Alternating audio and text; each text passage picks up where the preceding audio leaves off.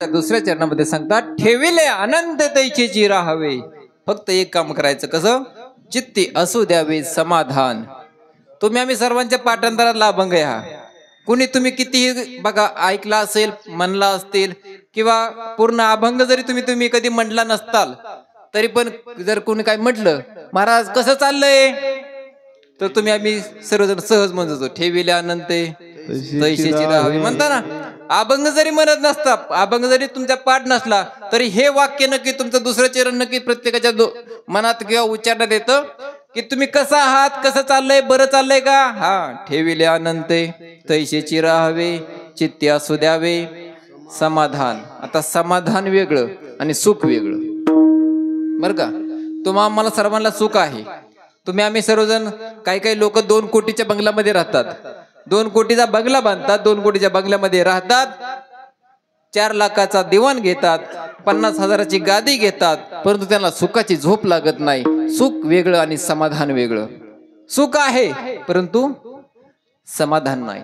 त्यांना सुख भरपूर आहे, सगळ्या गोष्टी मिळाल्यात, पैसा भरपूर आहे, सुख मिळतंय, परंतु समाधान नाही. समाधान शोधायचं असेल तर भगवत भक्तीशिवाय तुम्हाला दुसऱ्या कुठल्याही क्षेत्रामध्ये समाधान मिळणार नाही. प्रत्येक जण तुम्ही बघा, पंढरीच्या वारी करणाऱ्या प्रत्येक वारकऱ्याच्या चेहऱ्यावरती तुम्हाला समाधान पाहायला मिळेल. हे समाधान तुम्हाला संसारामध्ये कधीच मिळणार नाही. संसार तुम्ही आम्ही सर्वजण करत असतो, नव्हे संसार होत आहे, होत राहणार आहे. आतापर्यंत लोकांचा संसार झाला आहे, चालू आहे, पुढेही होणार आहे, परंतु आम्हाला काय करायचंय?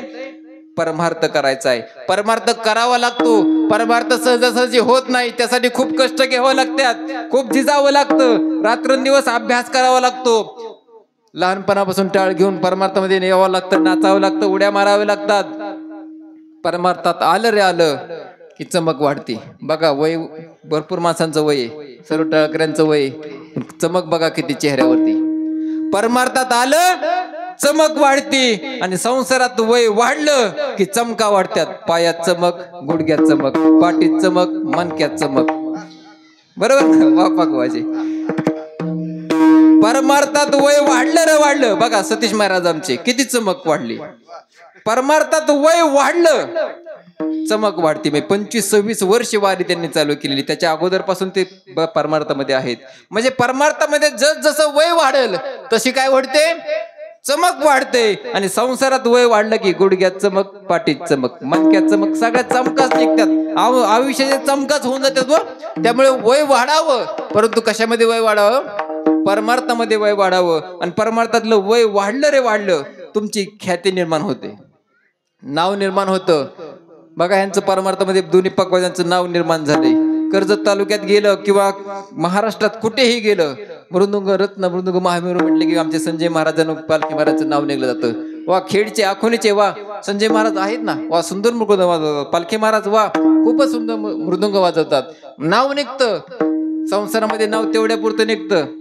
किती वेळ नाव निघतं महाराज संसारामध्ये? आमचे गुरुजी बसलेत कीर्तनाला ऐकायला, सायकर सर. जास्त वेळ नाव निघत नाही. तुम्ही आम्ही सर्वजण कितीही कमवा आयुष्यभर, जास्त वेळ नाव निघत नाही आपलं. जोपर्यंत शरीरात प्राण आहे ना, तोपर्यंतच आपलं नाव आहे. एकदा का शरीरातून प्राण निघून गेला रे गेला, लोक म्हणत नाहीत ह्यांना बोलवा, काय म्हणतात?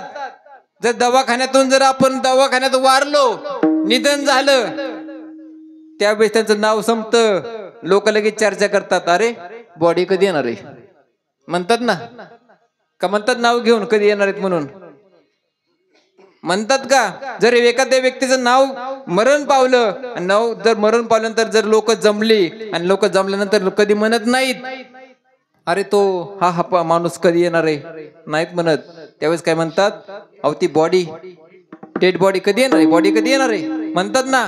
जास्त वेळ नाव टिकत नाही आपलं. मग कशासाठी नावासाठी धडपड करताय तुम्ही आम्ही? प्रत्येक जण नावासाठीच पळतोय ना. नावासाठी धडपड करू नका. परमार्थामध्ये वय वाढवा, परमार्थाची चमक वाढवा. जर तुम्ही परमार्थ केला ना, मनापासून जर भगवंताची भक्ती केली ना, तो भगवान परमात्मा तुमच्या आमच्या प्रत्येकाच्या हाकेला धावून येतो. प्रत्येकाचे जो काही तुमचे संकट असतील तो निवारण करण्याचा भगवान परमात्मा प्रयत्न करत असतो. फक्त भगवान परमात्म्याला मनापासून हाक मारावी लागते. परंतु आपण मनापासून भक्ती करतच नाही हो. मनी नाही माव, मने देवा मला पाव. बरोबर ना? मनापासून भक्ती करतच नाही आपण, फक्त जगाला दाखवावी म्हणून भक्ती करतो, उपयोग नाही. जगाला दाखवणारी भक्ती आपण कितीही दाखवण्याचा प्रयत्न केला, परंतु भगवान परमात्म्याला प्रत्येकाच्या मनातलं कळतं माझा भक्त कशी भक्ती करतोय. भगवान परमात्म्याला तुम्ही वरून कितीही नटावं, कितीही नटा तुम्ही वरून, कुठलीही साबण लावा, कुठलंही पावडर लावा, फेसवॉश लावा, काही लावा, कितीही वरून मेकअप करा, परंतु तुमच्या मनामध्ये जर चांगला भाव नसेल, तुमचं मन जर चांगलं नसेल तर काहीच उपयोग नाही. म्हणजे जर कुठलीही साबण वापरा, परंतु मन जर तुमचं चांगलं नसेल ना तर काहीच कोणत्याच गोष्टीचा उपयोग होणार नाही. त्यासाठी मन चांगलं लागतं, मनामध्ये चांगला भाव लागतो, एकमेकांविषयी प्रेम लागतं. आहे आपल्या एकमेकांमध्ये प्रेम नाही, शेजाऱ्यामध्ये एकमेकांमध्ये प्रेम नाही. व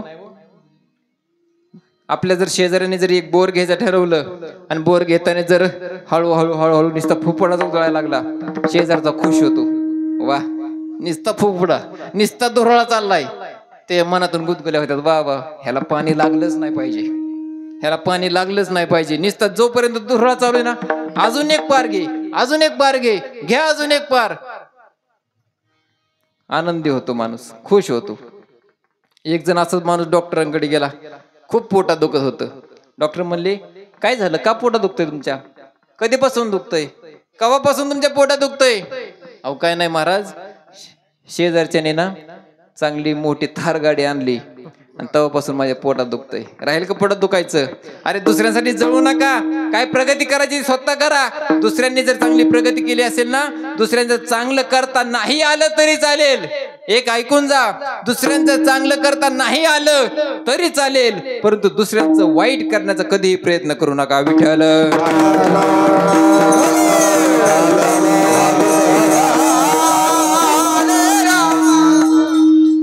भक्ती करत असताना तुम्ही फक्त काय करायचं, मनापासून भक्ती करायची. आणि भक्ती करत असताना ज्या काही संसारामध्ये ज्या अनेक अडचणी मिळतात, अनेक दुःख वाट्याला येतं, त्यावेळेस आपल्याला संसार असतो ना, प्रत्येकाला संसार कसा वाटतो, चांगला वाटतो ना, आहे ना संसार चांगला, संसार प्रत्येकाला चांगला वाटतो. पण ऐकून जा, माझे ज्ञानोबराय सांगतात, विषय विषयाचा पडी पाडू, गोड परमार्थ लागे कडू, कडू विषय तो गोडू जीवाशी झाला. माझे ज्ञानोबराय सुंदर सांगतात बघा, आपण विषयांच्या आहारी गेलेलो आहोत प्रत्येक जण. विषयांच्या आहारी गेल्यामध्ये मुळे काय झाले, विषय विषयाचा पडी पाडू, गोड परमार्थ लागे कडू. आमचा परमार्थ खूप गोड आहे महाराज, परमार्थ एवढं सुख कशातच नाही, कोणत्याच गोष्टीमध्ये नाही. परमार्थ एवढं गोड कोणच नाही. परमार्थामध्ये तुम्ही ऐकून जा, तुम्ही माळ घाला गळ्यामध्ये आणि माळ घातल्यानंतर तुम्ही सप्त्यामध्ये या, सप्त्यामध्ये कीर्तन झालं रे झालं की पंचपक्वानाच्या पंगतीत गोड गोड दररोज, कधी गुलाबजाम असेल, कधी बासुंदी असेल, कधी लाडू असतील, कधी बुंदी असेल. परमार्थात आले की प्रत्येकाला गोड जेवण मिळतं ना. परमार्थाची गोड आहे, विषय विषयाचा पडी पाडू, गोड परमार्थ लागे कडू, कडू विषय तो गोडू जीवाशी झाला. कडू असणारा संसार आम्हाला गोड वाटायला लागला आणि गोड असणारा परमार्थ आम्हाला वाईट वाटायला लागला. का दुःख बांधवडी आहे हा संसार, दुःख बांधवडी आहे हा संसार, राम बांधवडी आहे हा संसार, दुःख बांधवडी आहे हा संसार, दुःख बांधवडी आहे हा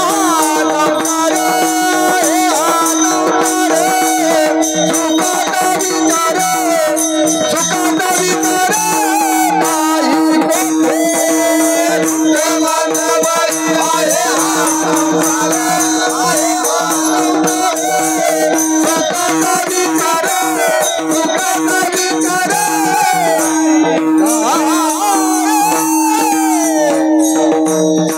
दुःख बांधवडी आहे हा संसार, सुखाचा विचार नाही कुठे. अहो संसार दुःख मूळच आहे. सुख पाहता जवळ पडे, दुःख परवता एवढे. किती सुख आहे आपल्याकडे, जवसा एवढं सुख आहे, जवसा एवढं जास्त नाही. परंतु प्रत्येक जण सुखासाठी तळमळ करतोय. अहो तुम्ही आम्ही सुखासाठी तळमळ करताय ना, मग सुख तुम्हाला इथे ठिकाणी मिळणार नाही. सुख पाहिजे असेल ना तर कुठं जावं लागेल. सुख बसे तयार दुःख बसे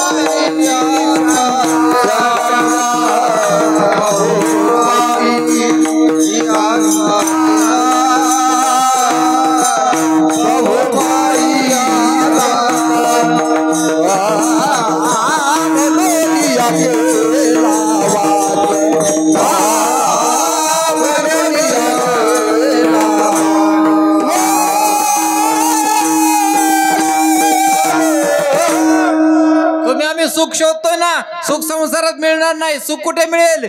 सुख हेची एकी ठाई बहुपाई संतांची किंवा सुख लागे कर शीतळ मिळ. परी तू पंढरीशी जा एक वेळ. हा, एकदा पंढरीला जा, एकदा. जास्त वेळ सांगत नाही. आमचे सतीश महाराज पण वारी निघायच्या अगोदर सांगतात, फक्त एकदा पंढरीला चला. कधी? फक्त चला हो पंढरी जाऊ, चला हो पंढरी जाऊ, जीवाच्या जीव लगा बाबू, जीवाच्या जीव लगा बाबू, जीवाच्या जीव लगा बाबू. चला हो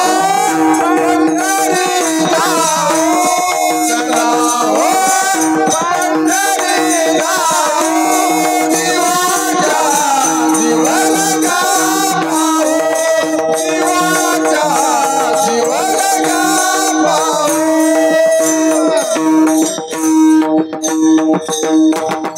चला हो पंढरी जाऊ, जीवाच्या जीव लगा पाहू. सुख आमच्या भगवान परमात्म्यापाशी आहे. आमचे महाराज फक्त वारीमध्ये सांगतात, वारी जायच्या वेळेस, महाराज वारकऱ्यांनो चला फक्त एकदा पंढरीला चला, एकदा. जर नवीन वारकरी तुम्ही असताल, अनुभव घेतला असेल, मी स्वतः अनुभव घेतलाय. यंदाच वर्ष महाराज, नाव पण सांगतो त्या व्यक्तीचं, आपल्याच खेडगावातील ज्ञानदेव साबळे नावाच्या व्यक्ती. तुम्ही त्यांच्या वडिलांच्या वर्षामध्ये सांगितलं होतं, वडिलांची वारी होती, तुम्ही वारी पूर्ण करा, एकदा वारीमध्ये चला. फक्त महाराज म्हणले होते एकदा वारीमध्ये चला. आणि त्यांचं महाराजांनी ऐकलं. निम्म्या मुक्कामातून ते वारीमध्ये आले पण. आणि आल्यानंतर ज्यावेळेस आपली वारी पूर्ण झाली, आषाढी एकादशी झाली, आणि एकादशी झाल्यानंतर दुसऱ्या दिवशी बारस सोडून ज्यावेळेस आपण पुन्हा माहेरला, आपल्या परत आपण खेडला निघालो माहेर सोडून, त्यावेळेस त्यांच्या मुखातलं वाक्य मी आपलं, तुम्हाला माहिती सर्वजण युट्यूब वरती मी शूटिंग करत होतो. तुषार मोरे नावाचा माझा युट्यूब चॅनल आहे. आणि युट्यूब वरती शूटिंग करत असताना त्यांना म्हणलं, महाराज कस काय झाली वारी, चला निघालोय आपण परत माघारी, पुढच्या वर्षी कसं? पुढच्या वर्षी ते म्हणले, एकटा नाही, दोघं जोडीने येणार, आणि ते पण पहिल्या दिवसापासून येणार. हे त्यांचं वाक्य मी माझ्या मनात सांगत नाही, नारदाच्या गादीवरती. अहो, वारकऱ्यांना ध्यास लागतो. आम्ही एकदा वारीला गेलो ना, पुढच्या वेळेस ते वारकरी स्वतःहून म्हणतात, उन्हाळ्यामध्येच विचारतात, महाराज कधी जायची यंदा वारी? फक्त त्यांना म्हणायचं एकदा वारीला चला. आणि तुम्ही जर कोण वारीमध्ये आलेला नसेल तर फक्त एकदा या पंढरीच्या वारीला, परत तुम्हाला वारी निघाली रे निघाली, घरी करमतच नाही. आता कुठे वारी गेली असेल, आता काय चाललं असेल, हरिपाठ चालला असेल, फुगड्या चालल्या असत्याल, वारी एकदा घर सोडून, इथून गाव सोडून एकदा निघाली ना, घराकडे करमत नाही. फक्त वारीमध्ये सुख तेवढं, खूप सुख आहे. म्हणजे सुखालागी करीशी तळमळ, परी तू पंढरीशी जाय एक वेळ. म्हणजे फक्त सुखासाठी तळमळ आहे. आम्ही पळतोय सुखासाठी, बरोबर ना, परंतु आपण सुख शोधण्याची जागा चुकलोय. तुम्हाला मी सांगून गेलो, सुख आपल्याला भगवान परमात्म्यापाशी आहे. सुख आपल्याला संसारामध्ये नाही, परंतु आपण संसारामध्ये सुख शोधतोय. एक आजीबाई सुंदराशी कीर्तनामध्ये आलेली होती. कीर्तनामध्ये आली, पाठीमागे बसली, पाठीमागे बसल्यापासून ती काहीतरी माती चाळायला लागली. माती चाळता चालता एका शेजाऱ्याने बघितलं, आजीबाई माती चाळतात. तिने बघितलं, ती पण माती चाळायला लागली. तिचं बघून तिनं, तिचं बघून तिनं, तिचं बघून तिनं, तिचं बघून तिनं, सगळ्या मनपाणी माती चाळायला चालू केली. मी पुढच्या महिन्याला विचारलं, काय चाललंय नको? मी तर कीर्तन करतोय, ह्यांचं काय ते चाललंय का? अहो आजीबाई, मी पुढच्या मावशीला विचारलं, मावशी, आमची आई पणा मावशी पुढे बसली, पणा मावशी काय करताय, काय शोधताय, माती चाळताय? ते म्हणले, मला काहीच माहित नाही, पाठीमागून आलंय, पाठीमागची करते म्हणून मी पण करते, पाठीमागची करते म्हणून मी पण करते. शेवटच्या आजीबाईकडे गेलो. अहो आजीबाई, काय चाललंय, काय शोधताय तुम्ही, काय हरवलंय? त्यावेळेस आजीबाईने सांगितलं, अरे बाबा काय सांगू तुला, मी की नाही घरी सुई कपडे शिवत होते, आणि कपडे शिवता शिवता माझी सुई हरवली. काय हरवली? सुई हरवली. अहो आजीबाई, ठीक आहे तुमची सुई हरवली, पण तुमची सुई कुठे हरवली? कपडे कुठे शिवत होता? अरे माझ्या घरी शिवत होते. अरे पण तुम्ही घरी कपडे शिवत होता, तुमची सुई हरवली, घरी हरवली, पण तुम्ही मंडपात का शोधताय, कीर्तना ठिकाणी का शोधताय? त्यावेळेस त्या आजीबाई म्हटली, अरे बाबा काय सांगू, आमच्या घरी लय लोड शेडिंग आहे, लाईट नाही, घरात पडलाय अंधार, हे तर लय भारी लाईटिंग लावली म्हणून इथं शोधते. सापडेल सुई? सुई सापडेल का? सापडल नाही का? जागा चुकली, बरोबर ना? सुई कुठं हरवली? घरी. शोधतोय कुठं? मंडपात. सापडेल का सुई? तसंच झालंय, सुख आहे भगवंतापाशी आणि तुम्ही आम्ही शोधतोय संसारात. सापडेल का सुख? सुख सापडेल का? कितीही तुम्ही कितीही जन्म घ्या, किती वेळा जन्माला या आणि किती वेळा मरा, सुख सापडेल का? नाही सापडणार. का? तुम्ही जागा चुकलाय. त्यामुळे जागा चुकल्यानंतर तुम्हाला कुठलं सुख मिळणार नाही. विठ्ठल.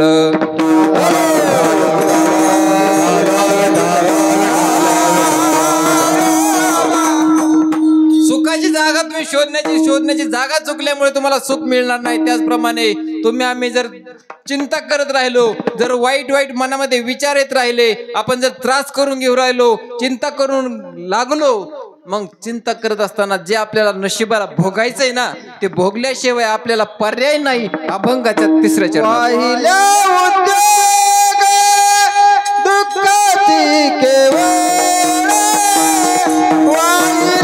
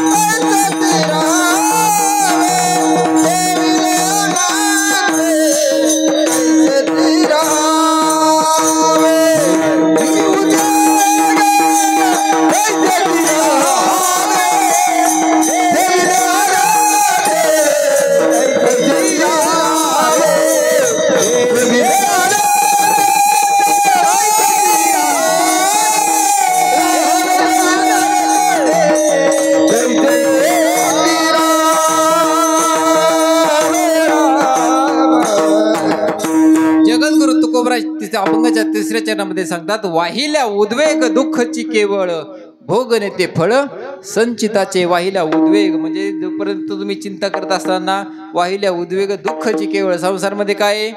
फक्त दुःख आहे. दुःखाशिवाय संसारामध्ये तुम्हाला काहीच भेटणार नाही. भोग नेते फळ संचिताचे. संचितामध्ये जेवढं काही भोगायला आलेलंय तेवढं भोगल्याशिवाय कुणालाही पर्याय नाही. तुमची आमची सुटका कुणाचीच होणार नाही. मोठमोठ्या देवांची होऊन सुटका झाली नाही यातून. तुम्ही आम्ही कोण आहेत?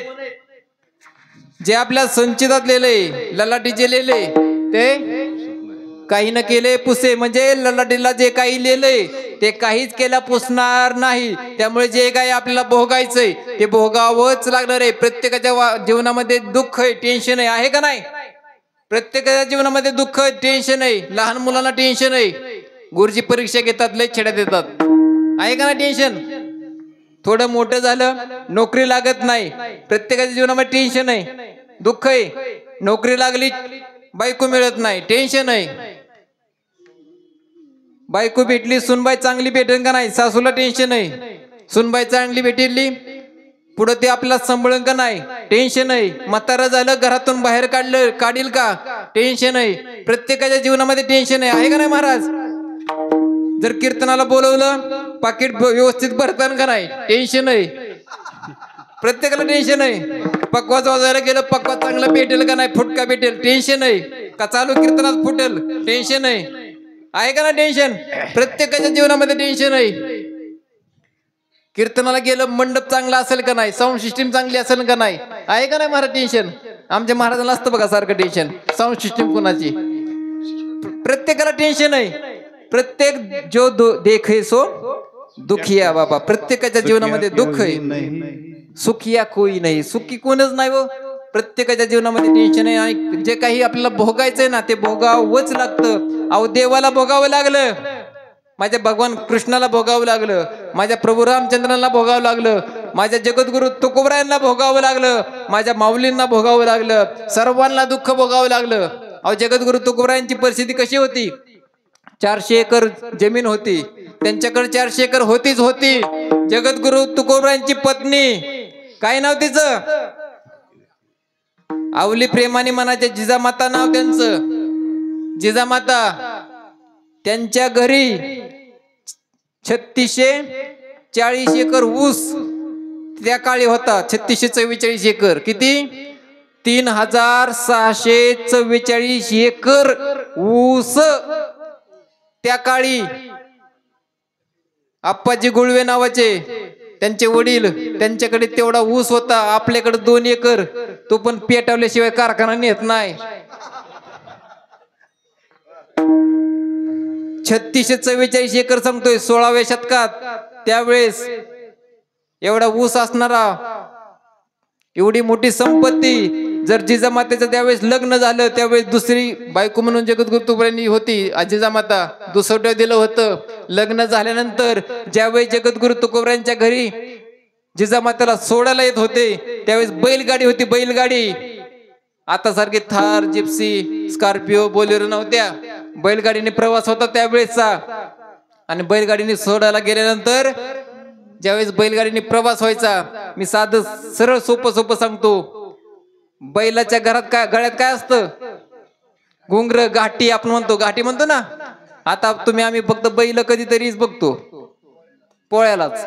कारण आता प्रत्येकाच्या गावात काय एवढं 1-2 बैल जोडी किंवा 4-5 बैल जोडी, जास्त बैल जोडी राहिलं नाहीत. बैलांच्या गळ्यात घुंगर होती. आणि ती घुंगर तुमच्या आमच्या सारखी नव्हती, ती सोन्याची घुंगर होती, सोन्याची. आपल्या गळ्यात एक मणी, फुटका मणी, त्याचीच आपण लई फुशारक्या मारतो. बैलांच्या गळ्यात जर सोन्याची घुंगर असतील तर संपत्ती किती असेल त्यावेळेस. परंतु कधी गर्व केला नाही संपत्तीचा, कधीच गर्व केला नाही. जगद्गुरु तुकोबरायांची एवढी भक्ती करत होते.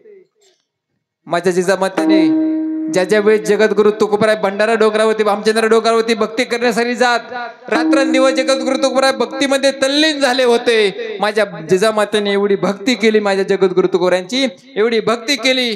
ज्या वेळेस कुठल्याही डोंगरावर जाऊ द्या, जगद्गुरु तुकोबराय जेवल्याशिवाय माझी जिजामाता जेवण करत नव्हती. जगद्गुरु तुकोबराय जेवल्याशिवाय माझी जिजामाता जेवण करत नव्हती. ती जिजामाता सांगतोय, आमची जिजा स्वयंपाक करता करताच निम्म जेवण जेवलेली असते. भक्ती करावी जगद्गुरु तुकोबरायांच्या पत्नीसारखी. अहो एवढी भक्ती केली. माझ्या जगद्गुरु तुकोबरायांना भगवान परमात्मा आधी नाही भेटला, माझ्या जिजामातेला अगोदर दर्शन दिलं. नवे पायातील काटा काढला, अगोदर दर्शन जिजामातेला. जर सेवा करायची असेल ना तर पतीची मनापासून सेवा करा. सुंदर प्रमाण आहे बघा एक.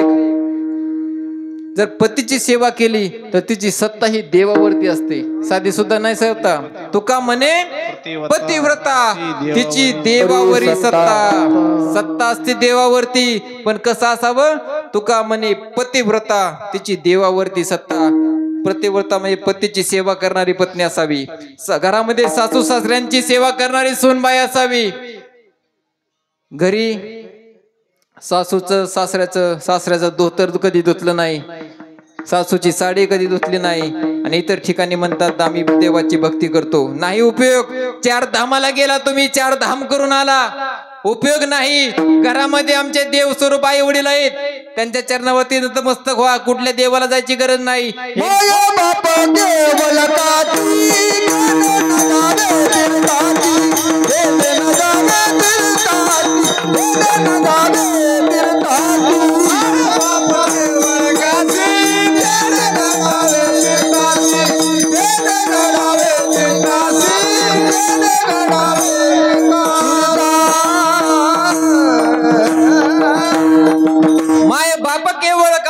तेने न जावे तीर्थाशी, तीर्थाला जाऊन उपयोग नाही. घरामध्ये आई वडील हेच आपले देव आहेत. त्यांच्या देवावरती त्यांच्या पाया पडा. जगात दुसऱ्या कोणाचा हात धरण्याची वेळ तुमच्या येणार नाही. कधीच कोणत्या गोष्टीचा गर्व करू नका. चालताना एक पाय पुढे असतो, एक पाय मागे असतो. चालताना एक पाय पुढे असतो, एक पाय मागे असतो. पुढच्या पायाला अभिमान वाटत नाही मी पुढे, मागच्या पायाला वाईटही वाटत नाही मी मागे. का? कारण त्यांना माहिती क्षणार्धात हे चित्र बदलणार आहे. पुढचा पाय मागे जाणार आहे, मागचा पाय पुढे जाणार आहे. कुठल्याही गोष्टीचा अभिमान करू नका. जिवंतपणी पक्षी किड्या मुंग्यांना खातात आणि मेल्यानंतर त्याच किड्या मुंग्या त्या पक्ष्यांना खातात. वेळ प्रत्येकाची येते. एक काम करा, वेट अँड वॉच. वाट पहा, वेळ तुमची येणार आहे. प्रत्येकाची वेळ येणार आहे. ज्यांनी तुम्हाला त्रास दिलाय त्या लोकांना प्रत्येकाला कर्मानुसार फळ भोगावं लागणार आहे. का? अगा कर्मी जे उरावे ते सुख दुःखी फळा यावे, तया ते भोगावया यावे. देह एका माऊली सुंदर सांगतात, तुम्ही जे काही कर्म कराल ते तुम्हाला भोगल्याशिवाय पर्याय नाही. कर्म झाले त्याची भोगाले, केले कर्म त्याची भोगाले, केले कर्म त्याची